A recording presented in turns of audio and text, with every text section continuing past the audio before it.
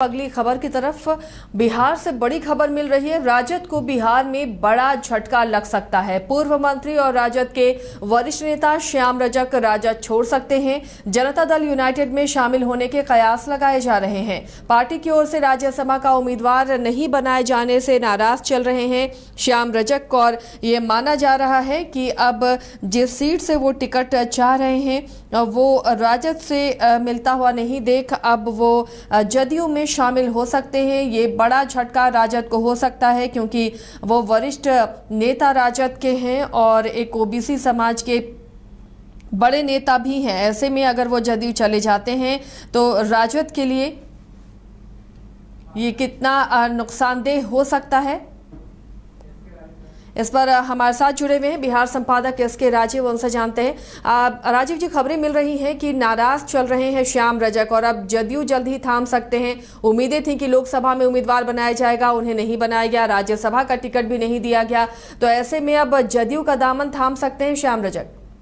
नहीं, देखिए आसिया, दरअसल में श्याम रजक इस बात की अपेक्षा लगा करके बैठे हुए थे कि जो राज्यसभा की एक सीट खाली हुई है मीसा भारती की, उस पर विधिवत जो है वो आरजेडी उनके नाम की घोषणा करेगी, लेकिन ऐसा हुआ नहीं। और आपको याद है कि जब 2020 से पहले 2019 में वो जेडीयू छोड़ करके आरजेडी का दामन थामे थे, तो उस समय भी लालू प्रसाद यादव की तरफ से उनको आश्वस्त किया गया था कि आपको या तो एमएलसी बनाया जाएगा या फिर विधानसभा का टिकट दिया जाएगा, लेकिन न तो उनको एमएलसी बनाया गया और न ही उनको विधानसभा का टिकट दिया गया था। ऐसी स्थिति में श्याम रजक को ये लग रहा है कि पार्टी ने उनको हाशिए पर रखा है और यही वजह है कि श्याम रजक आने वाले दिनों में, यानी कि जो जानकारी मिल रही है कि संभवतः 3 तारीख को यानी कि 3 सितंबर को वो जेडीयू का दामन फिर से थाम सकते हैं। देखिए, श्याम रजक बेसिकली आरजेडी के बड़े नेताओं में उनकी गिनती होती रही है। लालू प्रसाद यादव जब 1990 से 2005 तक बिहार में शासन चला रहे थे, उस समय वो लगातार उनके सरकार में मंत्री भी हुआ करते थे। उसके बाद फिर जैसे ही लालू की सत्ता जाती है और नीतीश कुमार सत्ता में आते हैं, तो वो नीतीश कुमार के साथ हो जाते हैं, लगातार 10 साल तक मंत्री भी रहते हैं।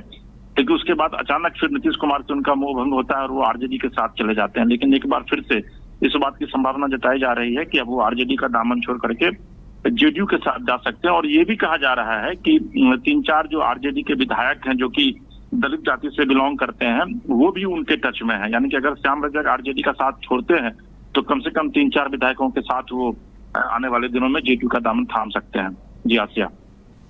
चलिए, तो ये बड़ा झटका राजद को लग सकता है अगर जदयू का दामन थाम सकते हैं श्याम रजक। हालांकि उनके नाराजगी की बातें चल रही होंगी राजीव जी राजद के अंदर भी, तो क्या कोशिश नहीं हुई कि उन्हें मनाया जाए?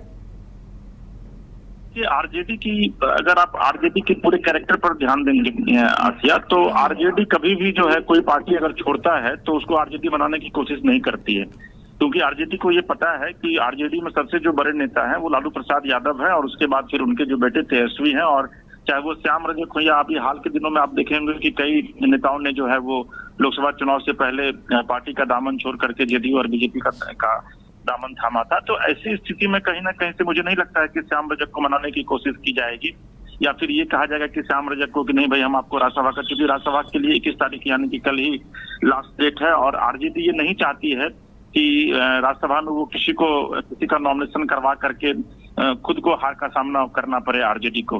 तो यही वजह है कि मुझे नहीं लगता है कि श्याम रजक को या फिर जो कंसर्न जो उनके साथ आने वाले जो और भी नेता हैं जो कि आरजेडी का साथ छोड़ेंगे उनको आरजेडी मनाने की कोशिश करेगी। जी आसिया। चलिए, राजीव जी बने रहिए हमारे साथ। तो फिलहाल आरजेडी की तरफ से कोई मनाने की कोशिश नहीं होगी और नाराजगी को लेकर श्याम रजक जदयू जाते हैं तो देखना है जदयू का भला होता है या आरजेडी का नुकसान होता है।